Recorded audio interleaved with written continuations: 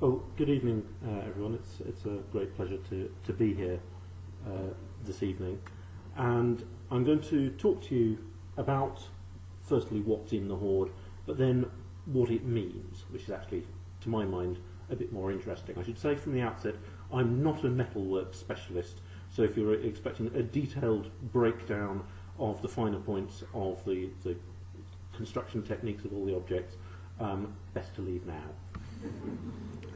It's a wonderful hoard. It turned up in July last year, and when I first heard about it, I thought it was actually a joke. Barbara mentioned I've been working on the Vale of York Viking hoard, which is the largest Viking hoard since 1840 from Britain, and actually much more interesting than this one.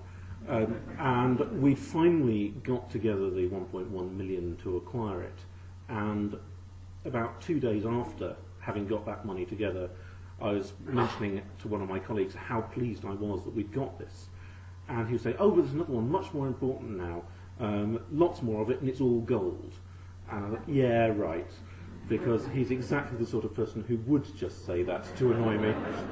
But in fact, he wasn't. He was telling the truth. And it was then rushed through the treasure process incredibly quickly. It went through in around 2 months from discovery to actually reaching the coroner's court, which is pretty much unprecedented even for very small treasure cases, and this was not a very small treasure case. And it then really went sort of worldwide with media attention. The BBC were rather naughty on the day that it became public. They weren't supposed to make any announcement until after the coroner's inquest, which was late morning. Now, I woke up to the sound of Radio 4 that morning, hearing a pre-recorded interview from one of my colleagues, and wondered vaguely what she was doing in my bedroom at that time of the morning, and got my first call from the media on the train on the way into work, and didn't stop talking basically until 8 o'clock that night, live on Los Angeles Public Radio. It's incredible the amount of interest that it's generated, and what's great about having generated so much interest is that the hoard has safely been acquired. The price that had to be found in order to ensure its acquisition was over 3 million, and given the financial circumstances of the last couple of years, the fact that that was successfully raised and that such a large proportion of that came from the interested general public, I think says a lot about the way that this hoard has captured the hearts of the public, specialists and non-specialists alike. And the number of people who spent up to 4 hours queuing to see it in Birmingham and Stoke, again, I think tells its own story. The 3 or 4 weeks that part of the hoard was on display in Stoke, I believe they had rather more visitors in that space than they normally get in the space of a year. And so I think, again, for a museum like that, it's fantastic that they've now managed to jointly acquire it together with Birmingham, and it would be very good for that museum and for the tourist industry in that area. So, what is the hoard? What's it all about? It's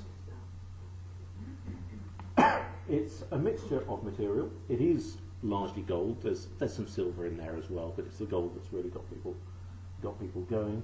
And it's somewhere over 1,600 objects.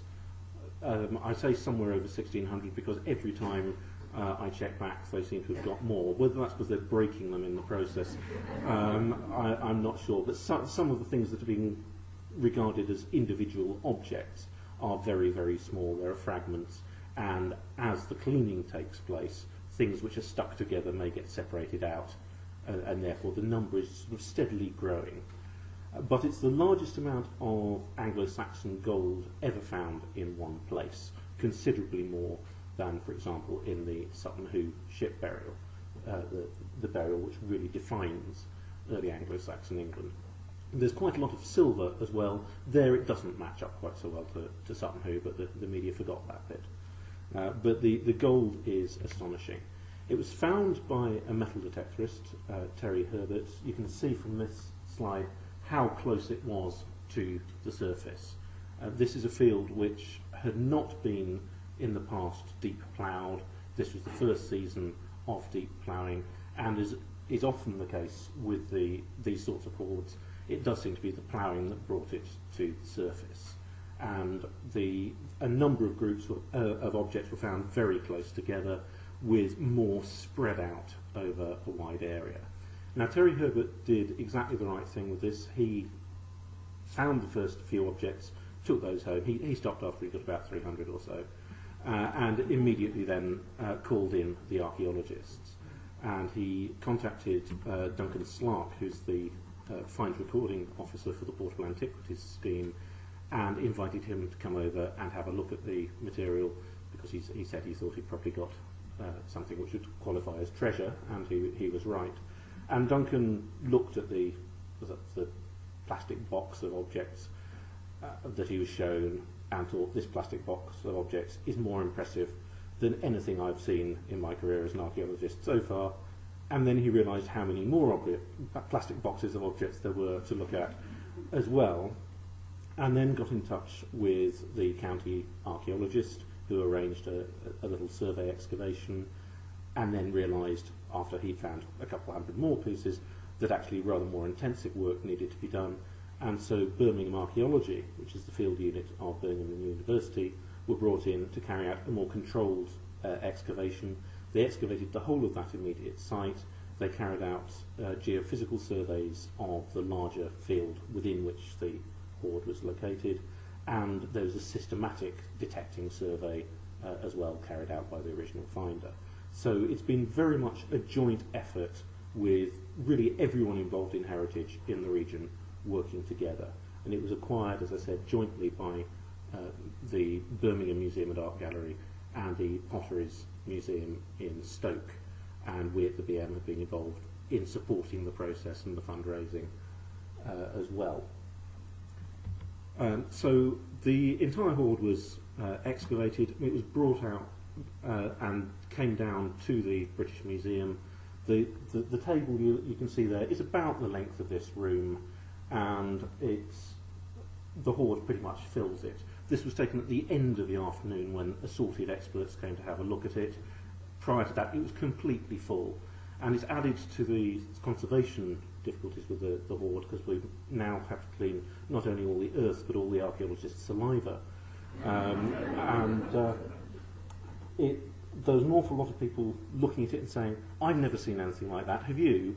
And comparing notes, and different people were familiar with different areas. There were some things none of us had seen, and then because it's all rather fragmentary, people spotting bits and saying, doesn't this bit go with that bit? And starting to match things up and to get a sense of the picture. But the full picture is going to take years to develop. It has been safely acquired. Conservation has now started, but that's an ongoing process, and there's still, I believe, money that needs to be raised for that, but that's now happening. There's scientific work now just starting to take place, so analysis of the gold, analysis of the garnets, which may help to establish where both of those were sourced from. So the full interpretation of this hoard is going to take years and is going to involve lots and lots of people. So what you're getting tonight is very much a preliminary view of what we can say at this particular point. The hoard as a whole is lots and lots of relatively small items. As you can see from this shot, nothing particularly large. So for example, if we look at, say, a pommel like this, that's about so big in actual life, to give you the scale. Small items, as you can also see, many of them are quite badly damaged, they're fragmented. This is a hoard of broken objects. It's pretty much just a big pile of scrap, but quite nice scrap. Now, amongst the individual objects, when it was initially excavated, there were a number of very tightly packed groups. These groups of objects were so tightly packed together, they were excavated as blocks. Almost certainly these were originally bagged up, and that kept them together in the ground. They've subsequently been separated. I'll come back to these later. Again, it gives an impression of the very, very small size of some of these fragments. But altogether, we've got around 5 kilos of precious metal in the hoard. That's quite a lot on one level. Given how heavy gold and silver is, it's not that much in total. It's much bigger than anything else we've got in one find, but you can get 5 kilos into a handbag, and I know people who do on a regular basis. But moving on to what's actually in there, this is fairly typical of a lot of the material that's in there. This is the cap from a sword pommel. It would have been completely inlaid with garnet within this, so each of these gold cells would have a garnet inlay. A number of them have fallen out. It would have been riveted onto the rest of the sword hilt, so you can see the remains of a rivet there. It's been bent in the process of ripping it off. So we've got a large number of these pommels, many of them showing signs of this sort of damage. This is very comparable, as we'll see, to the pommel cap from the Sutton Hoo sword, and the particular art style of this has been very closely associated with Sutton Hoo in particular, to the extent where some people have argued that there was a particular workshop in East Anglia producing only for the East Anglian royal house. I think the volume of material that we've got in this hoard immediately raises questions about that. And in fact, I think for most of us, what's important about this hoard is not what it tells us, but the questions that it's making us start to ask about what we already thought or believed. And in total, we've got 80-something sword pommel caps, all of high status. They're not all quite as high status as this, but most of them are. Now, the assumption, whenever we get a burial, anything like Sutton Hoo, is it must be royal. Archaeologists are very fond of saying it must be royal. Once you start getting 80-plus sword pommels, you're not likely to get 80 kings all being killed simultaneously. So we have to rethink that, and that raises the question, is even Sutton Hoo necessarily a royal burial? I still think it is, but we have to at least readdress the question, and certainly some of the lesser burials that we've had, Taplow, Prittlewell and so on, I think we do have to rethink that. So we've got items like this, another style of sword pommel, and what's interesting about this as an assemblage is we've got a variety of different styles, also a variety of different metal quality. I don't know how clear it is on these slides, let me just pop back.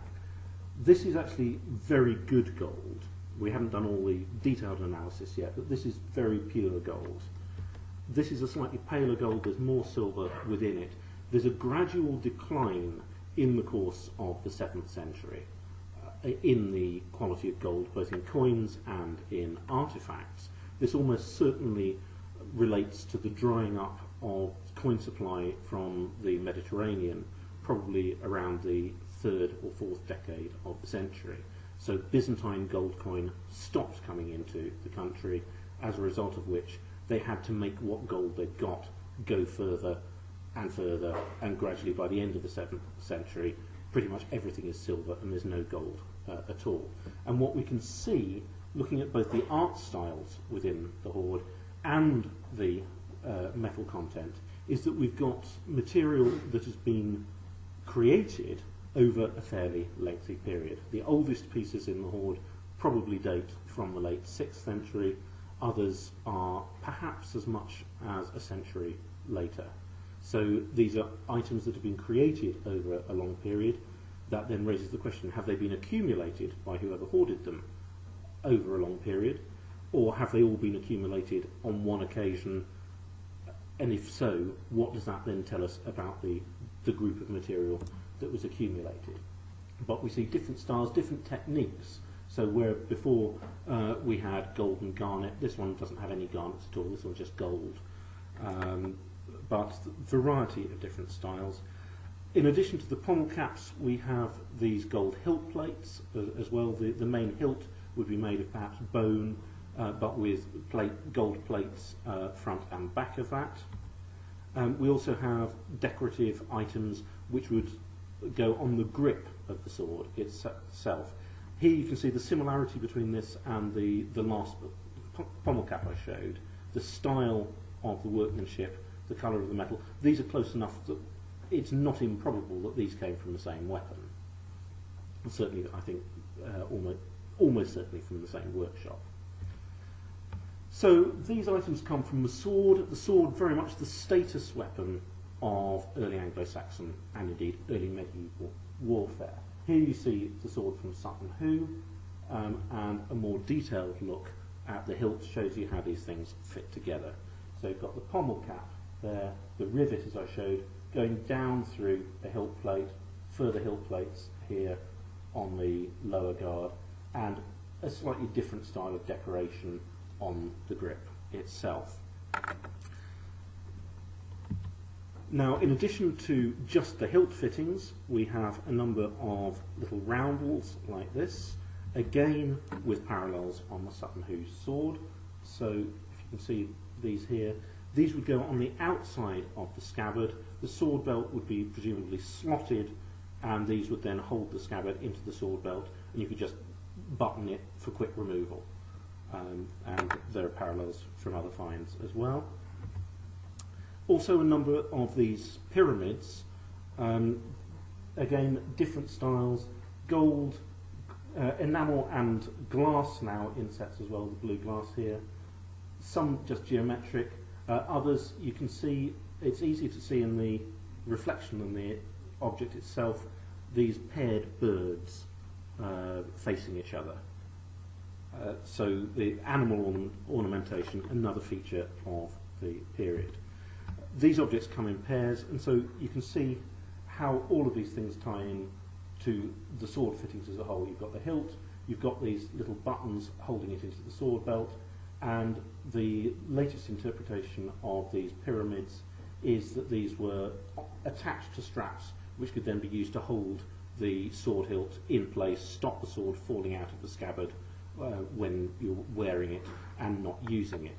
And wearing it, not using it, is actually a very important feature of early medieval swords. Contrary to the sort of image that we have of Anglo-Saxons and Vikings and other such people as sort of sword-wielding barbarians constantly beating each other up, they probably didn't actually spend that much of their time fighting each other.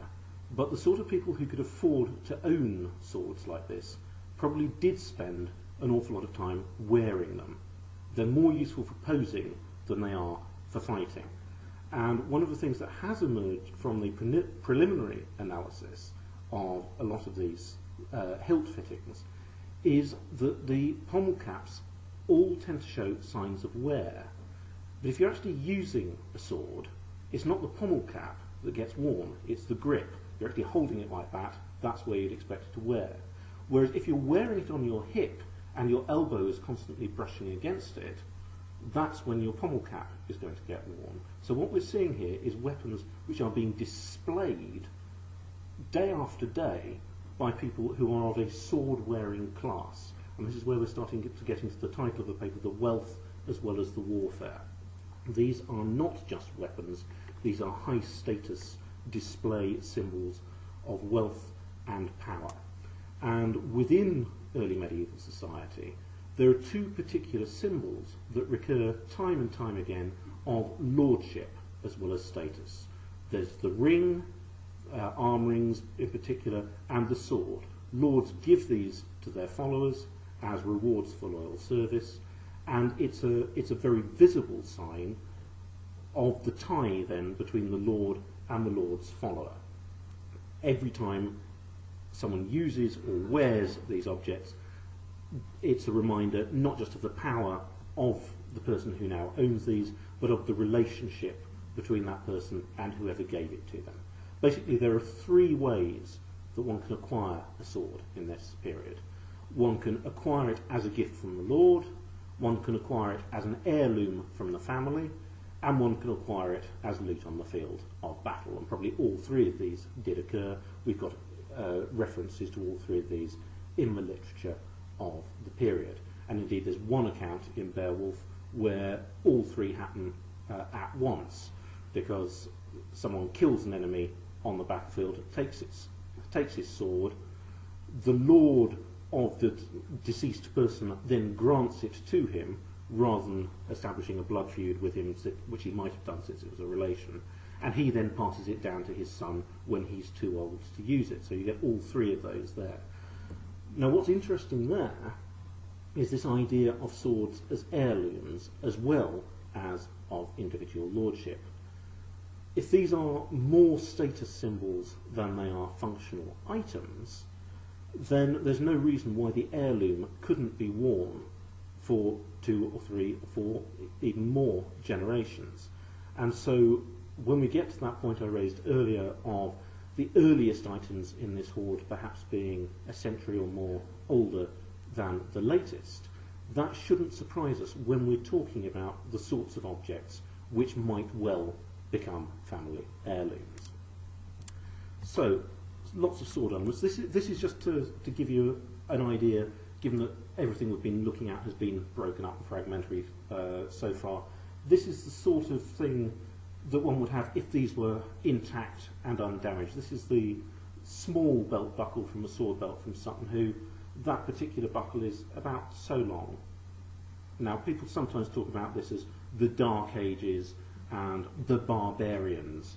I defy anyone to tell me that a barbarian made that. It's really quite exquisite workmanship. And we don't have anything as well preserved as that in this hoard, which again is interesting in terms of how we compare it with other material. So moving on from sword fittings, we also have fittings from another weapon of the period, the seax. And the seax is a single-edged weapon, sometimes with a hilt, and here we see a hilt plate similar to the sword hilt plates that you've already seen, but you can see from the shape of the slot it's for a single-edged weapon. Again, a different art style coming in here, a different workshop at probably a slightly different period. This would be a mount on the grip of a seax. That's going back to a more Sutton Hoo style again. So multiple seaxes within the hoard as well as multiple swords. Seax also can be argued to be a high status weapon. They come in various sizes, from blades which are as long as swords, it's just a stylistic and to some extent fighting technique, but also much shorter, often a shorter version worn across the waist horizontally. It's a very useful secondary weapon. In fact, in battle, it's probably considerably more useful than a sword. If you're fighting in a shield wall, which is a formation that we hear about on numerous occasions in the literature of the period, people fight with the shields in front of them interlocked. You haven't actually got room to use a sword effectively. Sword's great for doing the heroic single combat stuff, but you need room to move. If you're packed in close, then the seax is much, much more effective. You've got your shield wall there, but with the little seax you go over the top or indeed underneath. Very effective, and then you have the spears coming through from behind. I do speak from experience here. I should explain the fun side of experimental archaeology. So we have swords, we have seaxes, various things we're not sure exactly what they are, and we're not raffling these off, I should say. That's just the most convenient way to number them when they came up. I wonder whether this is actually the scabbard fittings from one of these seaxes. It seems to be the ending of something which goes down into quite a tight tip like that, but more work may establish some other explanation. So we've got swords, we've got seaxes, we've also got parts of several helmets. Here we've got the cheek piece of a helmet, solid gold, although not terribly pure gold, but even so it's quite an expensive helmet. So you can see there the hinges where it's come off the rest of the helmet.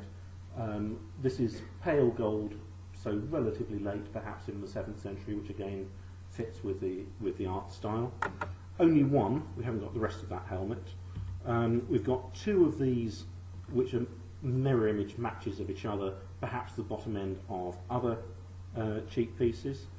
And we've got this rather nice little boar, or animal of some sort anyway. It's tempting to see it as a boar. There are certainly helmets of this period with surviving boar crests, and we have references to the boar as a symbol on helmets. This quotation here from Beowulf the boar as a particularly warlike animal used symbolically on the helmet. And the parallel for this sort of thing, the best known helmet of this period, of course, Sutton Hoo, and you can see these animals, and you can see it even in more detail there. It's very likely that that's what this is. What we also see here are these eyebrows on the Sutton Hoo helmet, and we've got a couple of what may be those as well. I haven't been able to get images of those, but again we have what looks like a pair of eyebrows. Slightly different metal content again, so very possibly from a different helmet. And that just gives another parallel for this time from Sweden rather than from England.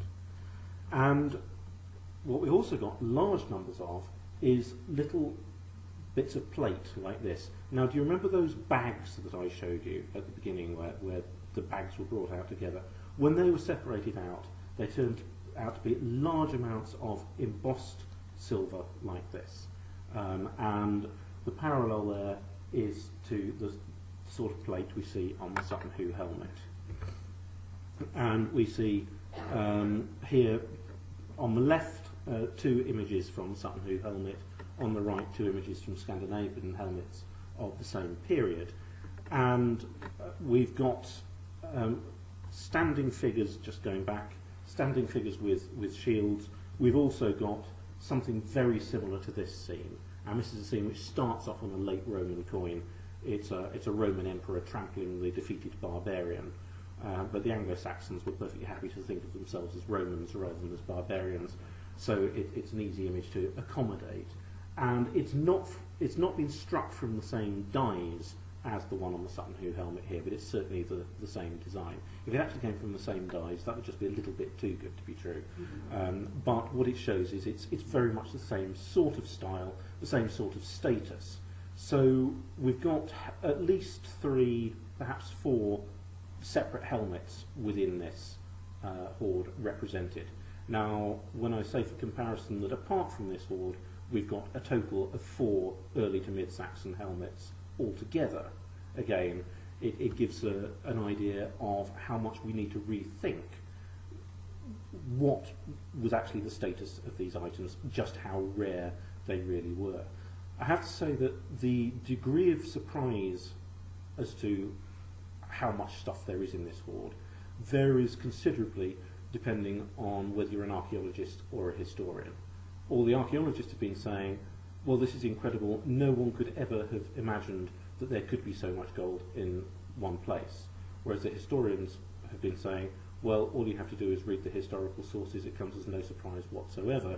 It's the only thing that's surprising is we haven't found it before now. And the truth is probably somewhere in between. It is remarkable in the sheer quantity, but compared with historical sources, the amounts of gold that are talked about, there should be a lot more out there. But because it was so valuable, it was routinely, I think, reused and melted down. And if people lost things rather than deliberately depositing them, then they would really make an effort to go out there and find them again, whereas less valuable things they weren't so bothered about. So we've got swords, we've got seaxes, we've got helmets, we've also got other things like this rather nice eagle, parallel again there in Sutton Hoo, although again a slightly different style. And what that is in Sutton Hoo is one of the decorative fittings on a shield. So we've got swords, seax, helmet and shield. Various other things we're not sure what they are. That, if it's flattened out, turns into broadly a horseshoe shape, and there are indeed 4 of these. Now this doesn't mean that they're so wealthy that they can give the horses gold shoes. The gaps within that, some of those have retained garnet fittings as well. This is a decorative mount from something. Quite what, we're not sure. One of the things that I've speculated about, and my colleague Leslie Webster has also suggested, is that these may perhaps come from a saddle. We hear of saddles in this period, again, as high status items. So, for example, again, going back to Beowulf, we're told, fretted with gold and studded with stones was one saddle there. this was the battle seat of the bulwark of the Danes, when in swordplay the son of Halfdan would take his part. So again, we're seeing it as a status item, but very much in a military context. It's royal war gear. That may not be what it is at all, of course, but it would fit.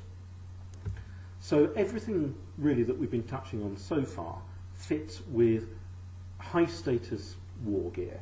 And here we see a high status Anglo Saxon warrior, possibly Ethelbald, King of Mercia, as interpreted by Martin Biddle anyway. Certainly a high status warrior portrayed on a stone from a Mercian royal church and burial site of Mercian kings. And so you can see there, he doesn't have the helmet, but we've got the sword being brandished, the sayax across the waist, as I was discussing, and the shield. So we've got the high status warrior. But we don't have all of him.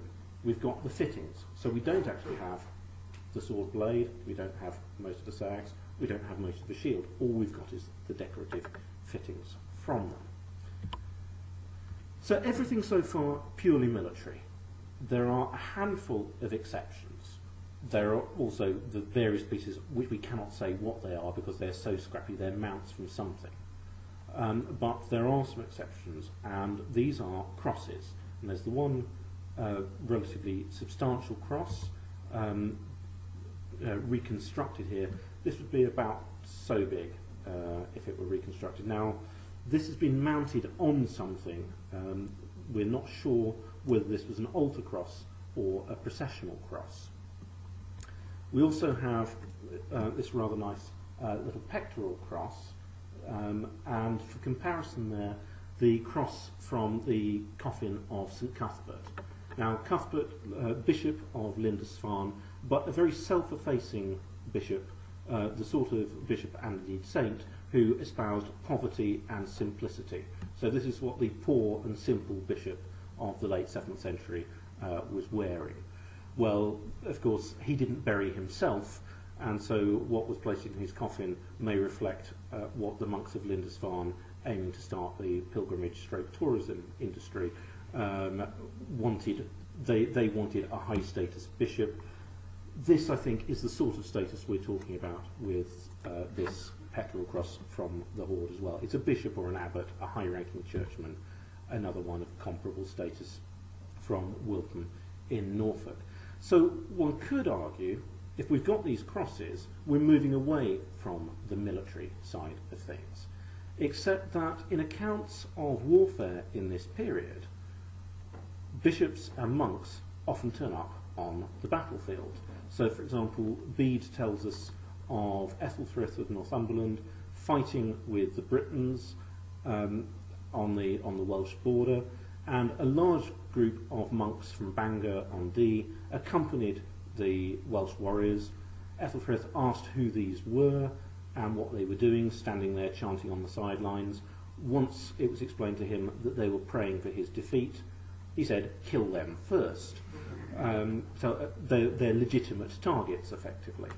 And there are parallels to this elsewhere. So, for example, the King of East Anglia, Sigebert, retired to a monastery, but when his kingdom was attacked by the wicked King Penda of Mercia, well, wicked as Bede saw him anyway, then his people forced him to come out of retirement, lead them onto the battlefield. He led them on the battlefield carrying only a staff because he was a peaceful monk, and not surprisingly got butchered.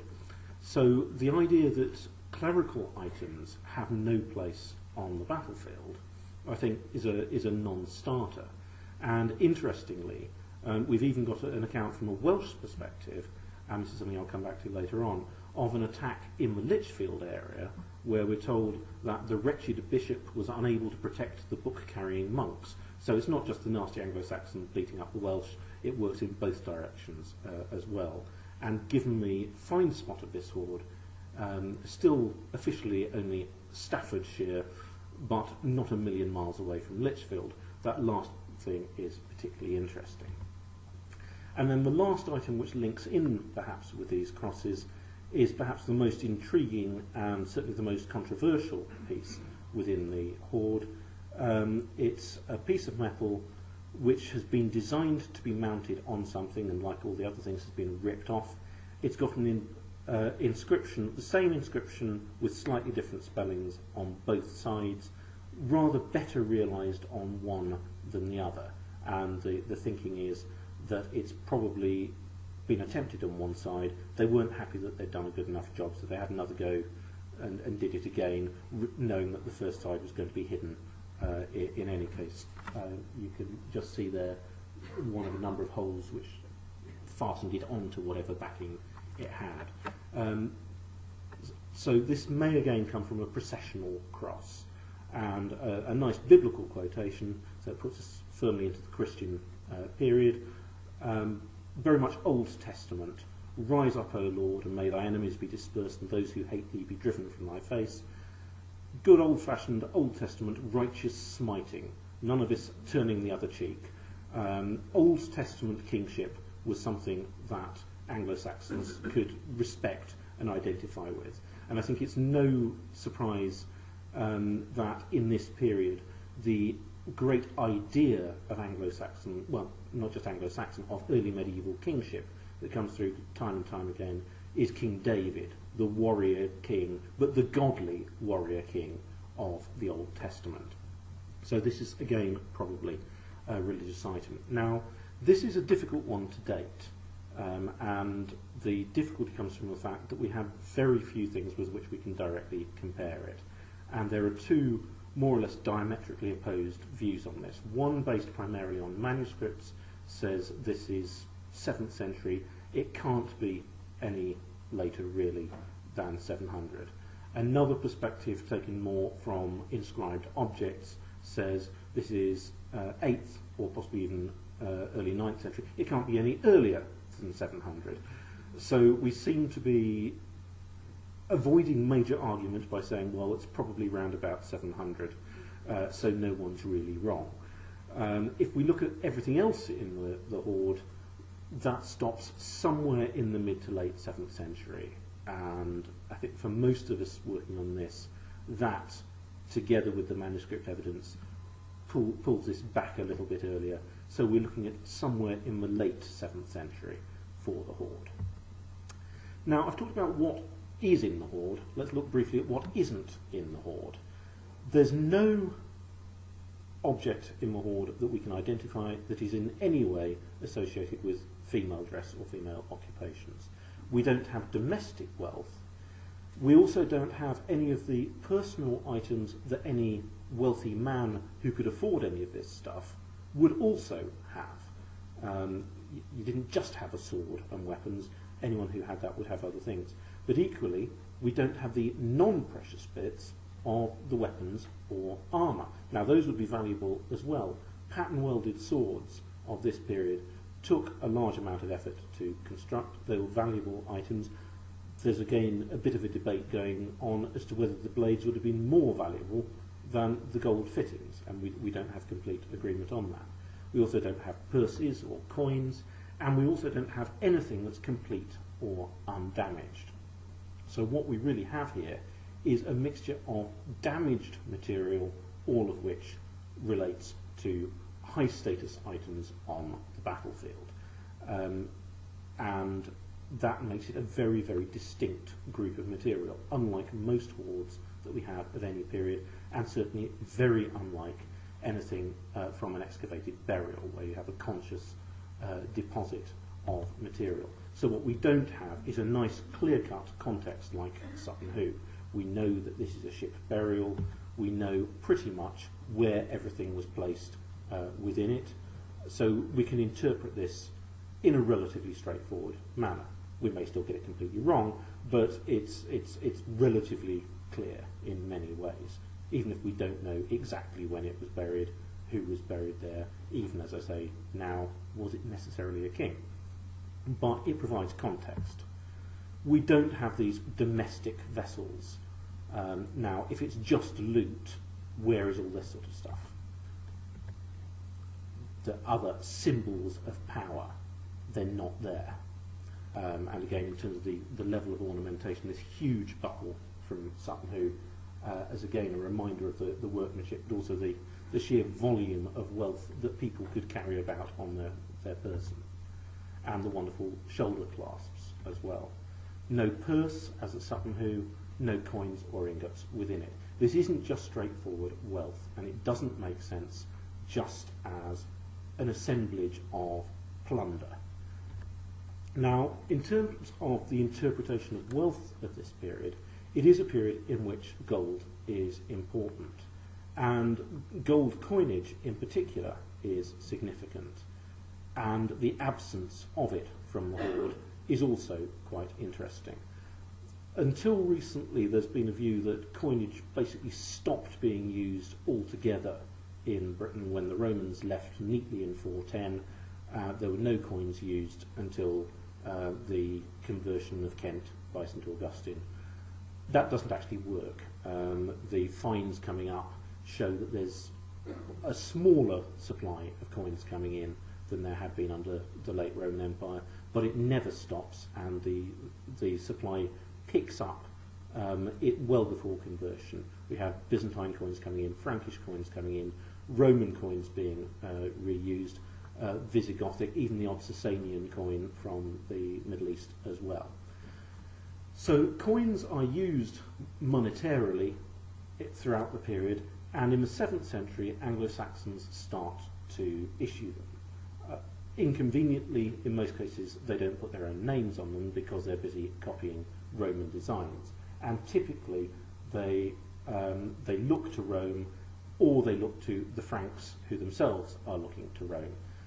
It's not purely a monetary aspect striking the coins. It's a symbol of a particular approach to Romanized Christian kingship, and it's a recurrent pattern that we see across the whole of medieval Europe. Those kings that buy into, and those kingdoms which buy into that concept of kingship, issue coins. Those that don't. And that's why there weren't any coins, for example, up here until church reform under David in the 12th century. But what we do see in the 7th century is one by one different kingdoms adopting coinage. So coinage was relatively widespread by the time that this hoard was deposited. It was more widespread in some kingdoms than others, but the fact there aren't any in the hoard is perhaps significant. It's also inconvenient because the coins are more tightly datable than some of the other artifact types. If we had coins like this that we could attribute to a particular place and a particular time, we could say where the material came from and when it was deposited, but we lose all that, which is annoying. I won't go too much into definitions of money. I gave this to a more economic audience, so I'll skip, I think, over some of this, but do feel free to ask me about it at the end if you want. This is that other hoard I mentioned at the beginning, which is really very interesting. It combines status items with monetary items, but it makes the point here that bullion can actually fulfill many of the monetary needs that coins can. It can store value, it can act as a means of exchange. Coins don't actually really offer anything in the early medieval period from a monetary perspective that bullion couldn't. So one of the things that a lot of people leapt to with this hoard is this is just a pile of effectively hack gold. It's gold bullion for a broad monetary economy. But all the other things that I mentioned that aren't there just don't fit with that. If this was just accumulated wealth, why not have all the other things? And one could argue that, well, at Staffordshire, heart of the Mercian kingdom, that's one of the few major kingdoms not issuing coins, so it's reflecting that. But not to have any of the other status items as well, I don't think it can be equivalent of a Viking hack silver hoard. The coins, various elements of symbolism. Basically, you just copy what other people do with the coins. But again, this is I'll skip over this a little bit, and I'll certainly skip over levels of monetization. I think we probably all hear enough about economy on a day-to-day basis just at the moment without all of this. One of the important things within this period is that the transition from the Roman economy to early medieval economies uses items like these, the dishes from Sutton Hoo, as payment items as well as status items. Within the late Roman Empire, gifts of silver plate, generally of measured weight, are a fairly recurrent theme in the historical literature. I don't know if any of you were here for the conference a little while ago on the Trappering Law Hoard, but there are direct parallels, I think, between the Sutton Hoo plates and the Trappering plates, although it's a century or two later. Okay, it's not there within this hoard. They're jumping back to that earlier period. The Coleraine Hoard, similar point. I should just skip over these. Basically, all these slides that I'm skipping over very fast represent the sort of bullion economy that one can see increasingly in early Anglo-Saxon England, and which therefore is very tempting to link this hoard to, but I think we shouldn't, because it's too selective a group of material. And there we have the growing idea of the coin as symbol of kingship. Interestingly, here we've got the two things that kings wish to aspire to. Here with the great Mercian king of the following century, Offa. He's a Roman emperor on one. That's what all kings really wanted to be. But on the coin on the right, as you look at it, with that rather odd hairstyle, that is a hairstyle found within Anglo-Saxon art, associated particularly with angels and with King David. Now, even for Offa, announcing himself to be an angel would probably be a little bit over-ambitious, but pronouncing himself to be King David, the sort of Old Testament king represented by that strip from the hoard, very much so. Offa, of course, a contemporary of the Frankish ruler Charlemagne, who did call himself David, and he and his courtiers all had nicknames from the biblical story of David. And Offa here is probably saying, well, if you're King David, I'm King David too. And that ties in with a whole group of one-upmanship things which crop up in their letters. And Kenwulf, his successor, getting even more imperial with a really nice gold coin. This is better than Charlemagne's corresponding coin. So, if it isn't loot, what is the hoard doing? Well, the Anglo-Saxons would have known exactly what to make of a big gold hoard. Clearly, it's the bed of a dragon. And the dragons are well known for sleeping on piles of gold. Again, the quotation here from Beowulf. The difficulty with that is, well, there are various difficulties. Firstly, as I said, 5 kilos of gold really isn't that much when you spread it out on the floor. It would only accommodate a dragon the size of your average house cat. There's also lack of any scorch marks, no bones found with it. So contextually, it doesn't really work. There are some people who would even argue that dragons didn't exist. So I think we have to perhaps be cautious about that interpretation. There's another interpretation, though, that fits even better with the partial state of all the weapon fragments that we have. And this again comes from Beowulf. And Beowulf, if you remember, defeats the monster Grendel. He then has to defeat the monster's mother, who's even worse. And having done so, he beheads Grendel with a sword that he's found in the monster's cave. And we're told, the blood it had shed made the sword dwindle into deadly icicles. The war tool wasted away. It was wonderful indeed how it melted away entirely as the ice does in the spring. And it goes on to say, the engraved blade had melted and burnt away. The blood was too hot. The fiend that had died there too deadly by far. So clearly, if you fight trolls with gold-hilted Anglo-Saxon weapons, the blades melt away, leaving only the gold fittings behind. So have we got here the evidence of a fight between an entire Anglo-Saxon warband and a troll?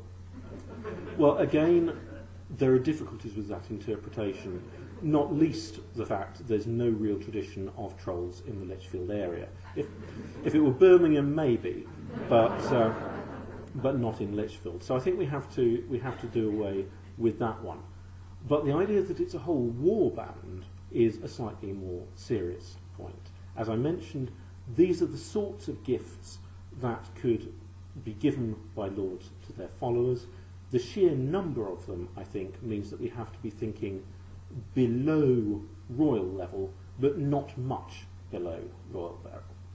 Now, interpretations of early medieval warfare have varied over the years. There was at one stage very much a view of the stout English yeoman farmer, every free man contributing to the feared, the war host. So it was just being part of society and part of being free. That was a very popular view in the middle of the 20th century. Stenton's book on Anglo Saxon England, written very much in a wartime milieu. More recent thinking on this has moved away from that.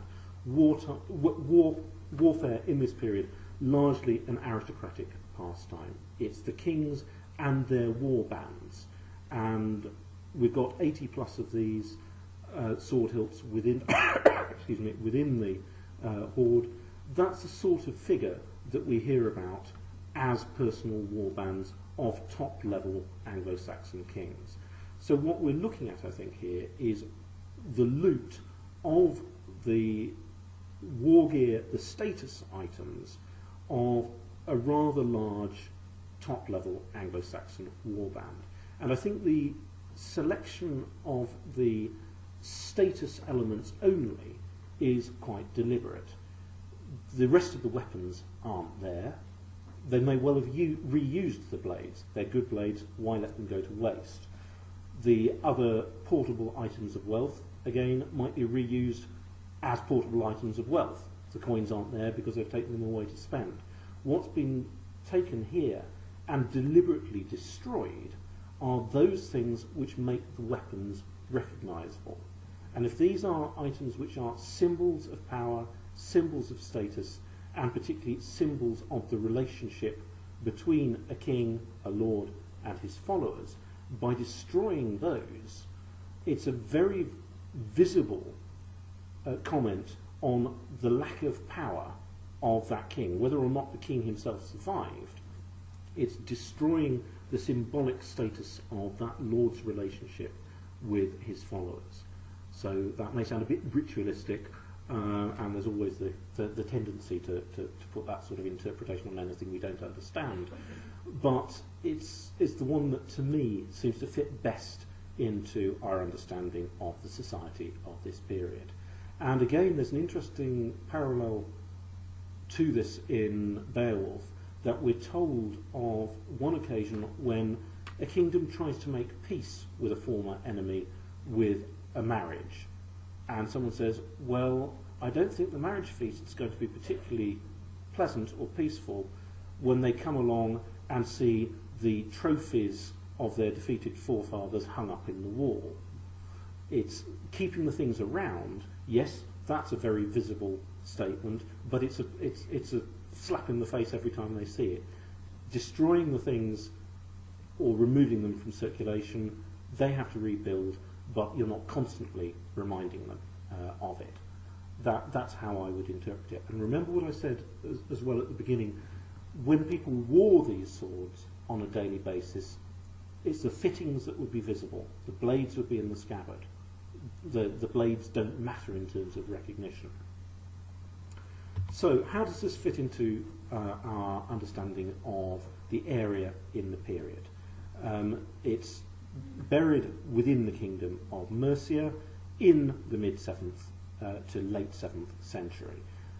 Some people have put it as early as Penda, the great warrior king of the mid-7th century, and we do indeed hear of Penda raiding successfully in East Anglia, in Northumbria. He even raids up as far as the Forth, collects a huge treasure which he hands out to the 30 duces regi, leaders of royal status in his train. So is this part of that? Well, unfortunately, on his way back, he and they were defeated in another battle and killed. So it's unlikely that raiding up to the Forth would actually have made it back to Staffordshire. And I don't think it can be as early as 655 anyway. Opinion is divided on this. But I think it's got to be after Penda. I don't think it's as late as 700. The material just doesn't seem to stretch that far, with the possible exception of that inscription. So almost certainly it's deposited in the reign of one of Penda's sons, Peda, Wulfhere and Ethelred. I think we need to be very, very wary of associating it with any specific event. We just can't say. There are a number of battles mentioned in this period, particularly by Bede, but Bede only really mentions battles that he's got an interest in. So if it impacts on the English church, it might get a mention. If it impacts on Northumbria, it might get a mention. Anything going on between Mercia and neighbours that he didn't really care about, like the British, we don't know whether he would mention it or not. So it could relate to something that we know nothing at all about. We do have, as I mentioned, an account of a raid right into the Lichfield area by the Welsh, an attack on Lichfield. The context of the poem, although the poem in its surviving form is probably later, puts it within this period, but we can't really say. Mercia in this period is an expanding kingdom. Its heartland is in the Trent Valley, Derbyshire, Staffordshire, so in Penda's reign it's very much the March, the border kingdom, the Welsh just to the west. By the late 7th century, we're seeing other kingdoms emerging around it, gradually being drawn under Mercian domination, and later it takes over everything between the Humber and the Thames, and indeed under Offa and Kenwulf dominates most of those other kingdoms as well. But it's right at the heart of that kingdom, and I think one of the things which hasn't always been appreciated is the significance of the town of Lichfield, and even more of the what's now very small village just outside Lichfield known as Wall. These are in slightly the wrong order, I do apologise. Here we see the remains of a Roman site at Wall. This is a mansio, or sort of late Roman motel, just below the what would have been the Roman fort, which is under the modern village. And this is an area which is producing an increasing volume of single find material. That volume has increased quite dramatically since this hoard was found, not least, but it was increasing before that. Now, as you see from the map here, Wall, which is just outside Lichfield, it's too small to be separate on this map, is at the meeting of two major roads, basically the A5 and the A38. But those existed as Roman roads. They've continued to be important today. The name of the Roman fort at Wall, we know, was Letacetum, which is a Latinisation of an ancient British term, which translates as grey wood. That also becomes the first element within the name of Lichfield as well. So Lichfield, the open space within the grey wood. It's right in the heart of this Mercian kingdom, and it's at the junction of roads which go in all directions. If you want to go to East Anglia, if you want to go to Northumbria, west of Wales, down to the West Saxon kingdom, it's absolutely central. And it's this grey wood that we're told in the Welsh poem that I mentioned that gets attacked. We're told also that we hear about walls within this, and up until the 18th century, the walls of the Roman fort at Wall were still visible. It would almost certainly have been a defensible place within this period. And without saying exactly where the hoard was found, it's really quite close to Wall. Lichfield, in just this period, the late 7th century, emerges as the bishopric of the Mercians. There's a fairly typical pattern that we see in this period of bishoprics emerging within England. They tend to be based around Roman centres or close to Roman centres. There are some exceptions, particularly if they're following the Ionian model, but the sort of Roman model pushing up from the south, they're based around Roman centres. They're always established close enough to a royal power centre that the king can keep an eye on a bishop, and he doesn't get too much freedom and independence. So I think it's no coincidence that Lichfield grows up to be an important ecclesiastical centre, because I think that there's an important Mercian royal centre that we've failed to pick up because it's just not there in the historical record. At this point, it's not there in the historical record, because we don't really have a historical record for Mercia in the 7th century. In the 8th century we get a lot more, and power is more dispersed.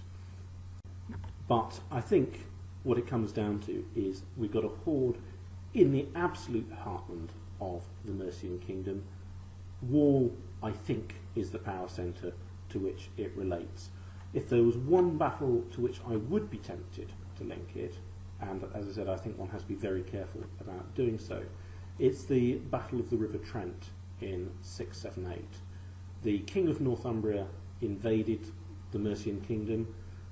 There's a battle somewhere along the River Trent, we're not told where, but in this Mercian heartland. The Northumbrians were comprehensively defeated. The king's younger brother, the sub-king of Deira, was killed. So were many of the leading nobles.